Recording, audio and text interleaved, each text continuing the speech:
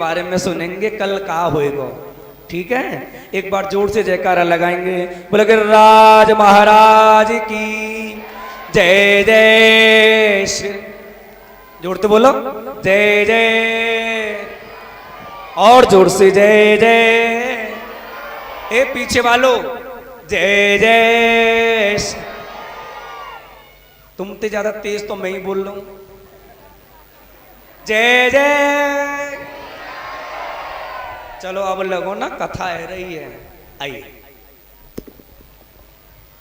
बोले कृष्ण कन्हैया लाल की जय। जय जय श्री राधे श्याम। आइए, बड़ी ही सुंदर ये भगवान की अमृत रूपी ज्ञान वर्षा आपके गांव में हो रही है और विधि विधान से ये कार्यक्रम चल रहा है। धार्मिक यज्ञ अनुष्ठान यहाँ पर प्रतिदिन हवन भी होता है और कहते हैं जिस गांव में भगवान की कथा होती हैं वो साक्षात एक वृंदावन धाम का स्वरूप दिया जाता है। साक्षात वृंदावन धाम का स्वरूप है। तो आपका गांव बिल्कुल वृंदावन बन चुका है और आज कथा का ये 5वां दिन है और अभी आपके बीच में गिरिराज जी का पूजन होगा। कल सुंदर कथा जिसमें गोपी उद्धव संवाद की कथा होगी और कल ही भगवान कृष्ण का विवाह उत्सव होगा। ठाकुर जी का विवाह होगा, रुक्मिणी मैया का कन्यादान होगा। सभी माता बहनों को कन्यादान करने का अवसर प्राप्त होगा और सभी नए नए वस्त्र पहन करके आए, क्योंकि भगवान भाव के भूखे होते हैं। तो हमारे मन में ये होना चाहिए कि हम भगवान की बारात में चलेंगे। तो कल भगवान की बारात चलेगी और गरम गरम रसगुल्ले भी मिलेंगे बारात में सभी को, और सभी ज़्यादा से ज़्यादा संख्या में भगवान की बारात में चलेंगे। और कन्यादान में जो कुछ भी देना चाहते हैं भगवान को कन्यादान देना, जैसे 4 पहिए की गाड़ी है, कूलर है, एसी है, फ्रिज है, सही है ना। हाँ, और कल सुंदर भगवान की विवाह होगा भगवान का, और परसों की और कल की 2 दिन की कथा हो रही है। अभी आपके बीच में सुंदर गिरिराज जी का पूजन है। हमारे कलयुग के साक्षात देवता हैं श्री गिरिराज जी महाराज। कलयुग के साक्षात देवता हैं। एक गिरिराज जी महाराज, एक यमुना मैया और तीसरे देवता हैं श्री हनुमान जी महाराज। ये साक्षात देवता हैं। कभी भी आप जा करके घर में कितना भी बड़ा संकट हो, ध्यान दे करके सुने, मेरी तरफ ध्यान दें। घर में कितना भी बड़ा संकट हो, कोई आपका काम नहीं हो पा रहा हो, आप यमुना मैया के पास में चली जाना कभी भी, और यमुना मैया के पास जा करके अपने मन से मैया से कहें कि मैया हमारा ये काम नहीं बन रहा है। आप देखना आपका 1.25 महीने के अंदर अंदर काम पूरा हो जाएगा, क्योंकि यमुना मैया भगवान की रानी है, पटरानी। और जो भी काम करवाना चाहते हैं यमुना मैया से कहें, यमुना मैया तुरंत भगवान से विनती करेंगी, तुरंत कन्हैया आपके काम को करेंगे। पहले देवता श्री गिरिराज जी महाराज। गिरिराज जी महाराज में आप जाकर के आज भी जो कुछ मनोकामना मांगेंगे तुरंत मिलेगा आपको। तीसरे देवता हैं श्री हनुमान जी महाराज। तो कलयुग में 3 देवता हैं और मन से, वाणी से, कर्म से आप गिरिराज जी का पूजन करें। जो भी हमारे मन में कामना है आकर के मांगे।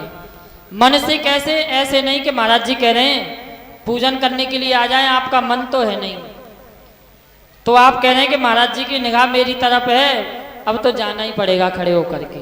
ऐसे कोई भी पूजा मान्य नहीं होगी, क्योंकि श्रीमद् भागवत कथा के 10वें स्कंद में लिखा हुआ है भगवान को अपने मन से अगर आप जल भी दोगे, पत्ता दोगे, पत्रम पुष्पम फलम तोयम, तो भगवान लेते नहीं है, तुरंत उसका भोग लगा लेते हैं। अपने मन से, वाणी से, कर्म से भगवान के पूजा करें। एक हमारे वृंदावन में आश्रम है जो दावानल कुंड पर है, उड़िया बाबा का आश्रम। वहाँ पर एक बहुत बड़े संत हुए थे उड़िया बाबा। उन्होंने एक हिंदू धर्म में एक ग्रंथ लिखा, उसमें एक दृष्टांत आता है। एक सेठ जी थे, ध्यान दे करके सुनना, बिना मन से कुछ भी नहीं है। कितनी भी आप कथा सुनो कुछ भी नहीं होगा, कितना भी पूजा करो बिना मन से। सबसे बड़ी पूजा है मन की, मनसा वासा कर्मणा। तो वो सेठ जी पूरे देश में अकाल पड़ गया। उनके घर में कपड़े की दुकान थी। तो सेठ जी ने सोचा कि यहाँ पे कोई कपड़ा लेने आता नहीं है, खर्चा पानी निकल नहीं पा रहा है, तो सेठ जी अपने बेटा को कपड़े की दुकान पर कर गए। परीक्षित जी अपने बेटा को कपड़े की दुकान पर कर गए सेठ जी, और अब चले गए बम्बई। मैं बम्बई में कोई काम देखूंगा छोटा मोटा, और काम होगा उसमें से जो पैसे आएंगे घर का खर्च चलेगा। अकाल पड़ चुका था, 1 रुपया भी घर में नहीं था। अब क्या हुआ, सेठ जी का थोड़ा थोड़ा काम वहां पर मिल गया। अब सेठ जी ने घर पर चिट्ठी लिखी, पहले फोन तो नहीं थे, तो बेटा के पास में चिट्ठी लिखी, कहा कि बेटा मेरा थोड़ा काम चल रहा है, अगर आपकी दुकान नहीं चल रही हो, ऐसे गांव में यहाँ पर दुकान है बड़ा केसर में, ऐसे ही दुकान थी सेठ जी की गांव में, तो बेटा से लिख करके भेजा कि बेटा अगर दुकान नहीं चल रही हो तो आप यहीं मेरे पास में आ जाइए। तो बेटा कहने लगा पिताजी ठीक है मैं आ रहा हूँ। तो बेटा ने अपनी दुकान को बंद किया और वहां पर चले गए। अब क्या हुआ, सेठ जी और उसके बेटा दोनों अलग एकांत में जगह होती है वहां पर शाम को घूमने के लिए जा रहे थे। जैसे ही सेठ जी ने कहा कि बेटा ये बता हमारी दुकान का क्या हुआ, ध्यान दे करके सुनना, हमारी दुकान का क्या हुआ। सेठ जी का बेटा कहने लगा पिताजी दुकान तो बिक गई है, बेच दी है हमने 1 लाख रुपए में। ओ पिताजी खुश हो गए, नाचने लगे, भाई ये बहुत अच्छा किया, काम लगा तो लगा पर ये काम बहुत अच्छा हुआ। 80,000 की दुकान थी और 1 लाख में बिक गई, और वो भी ऐसे दिनों में। भाई सेठ जी नाचने लगे, और बेटे की जेठ बन रही और बहुत तेजी से नाच रहे, खुश हो रहे। अब बेटा कहने लगे पिताजी सुनो तो सही, बताओ। भाई दुकान में आग लग गई, अरे सेठ जी एकदम धड़ाम दे से नीचे गिर गए, भाई मर गए। अब वो पैसा नहीं देगा, 1 भी पैसा नहीं देगा, दुकान बिक गई तो क्या हुआ, और दुकान में तो आग लग गई, सबरे कपड़े पजर गए होंगे, उसमें जो भी सामान है जल गया होगा, अब वो 1 रुपया भी नहीं देगा। सेठ जी तुरंत धड़ाम से नीचे गिर गए। अब बेटा कहने लगा पिताजी सुनो तो सही, भाई बताओ। भाई पैसे तो उसने दे दिए। सेठ जी तुरंत कपड़े झड़का के खड़े हो गए, भाई पजर गई तो पजल जान दो, हमारा क्या गया। फिर नाचने लग गए। सेठ जी कहने लगे सब में आग लग जाए हमारा कुछ नहीं है, हमें तो पैसे मिल गए, कोई दिक्कत नहीं है। अब बेटा कहने लगा अरे अभी सुनो पिताजी, बताओ क्या है। भाई पैसे तो पूरे दे दिए लेकिन नगद नहीं दिए। सेठ जी फिर नीचे गिर गए, धरती में तुड़ू मुड़े, अब नहीं देगा वो, जब आग ही लग गई तो अब कैसे देगा पैसा। अब बच्चा कहने लगा पिताजी सुनो तो सही। फिर सेठ जी रोने लगे, बता क्या हुआ। बस नाचने लग गए, अरे पार पैसे मिल तो गए, चेक मिल गया तो कोई दिक्कत नहीं है। तो हमारे उड़िया बाबा ने ये दृष्टांत लिखा है, हमारे मन में, हमारे मन से दुखी हैं हम, मन से ही खुशी हैं। अगर आपको अपनी जिंदगी काटनी है, कहते हैं जिंदगी काटनी है तो चाहिए ही क्या, और अभिमान करे तो आपके पास में है ही क्या। 2 ये शास्त्रों की परिभाषा है। अगर आपको जिंदगी काटनी है तो 2 रोटी चाहिए, वो तो मिल ही जाती हैं, कोई टेंशन वाली बात नहीं है। अगर जिंदगी काटनी है तो चाहिए ही क्या, और अभिमान करे तो आपके पास में है ही क्या। 10-5 लाख रुपए का मकान होगा, 2-4 बीघा खेत होगा, एक छोटी सी बीमारी घर में हो जाए तो उसमें पूरा खेत बिक जाता है, सबरा घर लग जाता है। अभिमान करे तो आपके पास में है ही क्या। इसलिए उड़िया बाबा ने हमको यही संकेत दिया है, हम अपने मन से दुखी हैं। मन में कह दिया कि हमारे पास तो भैया सब कुछ है, 2 प्लॉट हैं, 1 मकान है, 2 बीघा खेत है, 1 दुकान है, सब कुछ है तो आनंद है। अगर हमारे मन में सोच लिया भैया हमारे पास में कुछ भी नहीं है, तो हम अपने मन से दुखी हो जाते हैं। इसलिए ये सब मन का खेल है।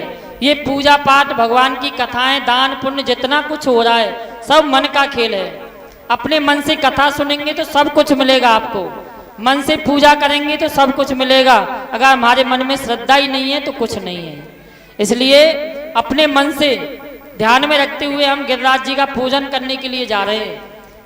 तो ये समझे गिरिराज जी में जाकर के आप पूजन कर रहे हैं, उतना ही पुण्य प्राप्त होगा अगर हमारे मन में हो तो ये सुंदर हमारे उड़िया बाबा ने कथा सुनाई, और अभी आप सभी भक्त आकर के गिरिराज जी का पूजन करें। ये नहीं कि पैसे के मारे आप पूजन करने के लिए आए, हमारे पास में पैसा नहीं है, क्योंकि भगवान कहते हैं फलम पुष्पम फलम तोयम, अगर मेरे पास मेरे भक्त आकर के एक पानी की बूंद भी चढ़ा दे, यहाँ पर चावल का एक टुकड़ा भी चढ़ा दे, तो भगवान उसको मान्य नहीं करते, तुरंत भोग ले लेते हैं। ये भागवत के 10वें स्कंद में लिखा हुआ है। आप 100 रुपये से ही पूजा नहीं करें, एक चावल का आधा चावल भी अगर चढ़ा दोगे मन से, अपनी श्रद्धा से, भगवान तुरंत उसको अर्पण कर लेते हैं। बोलिए श्री गिरिराज धरण की, बोल मानसी गंगा की जय। आइए हमारे सभी भक्त आकर के गिरिराज जी का बारी बारी से पूजन करें। और 2 दिन की कथा बाकी है और यहाँ पर प्रतिदिन हवन भी होता है। सभी माता बहन, सभी भक्त यहाँ पर 8 बजे से कुछ भक्त आते हैं हवन करने के लिए। हमारे यज्ञपति जी जहाँ कहीं भी हों, आकर के गिरिराज जी का पूजन करें और सभी भक्त पूजन करें, उसके बाद में आरती होगी। जय राधे, जय श्री श्याम।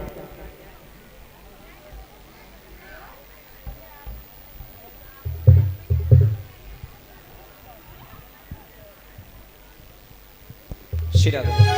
देखिए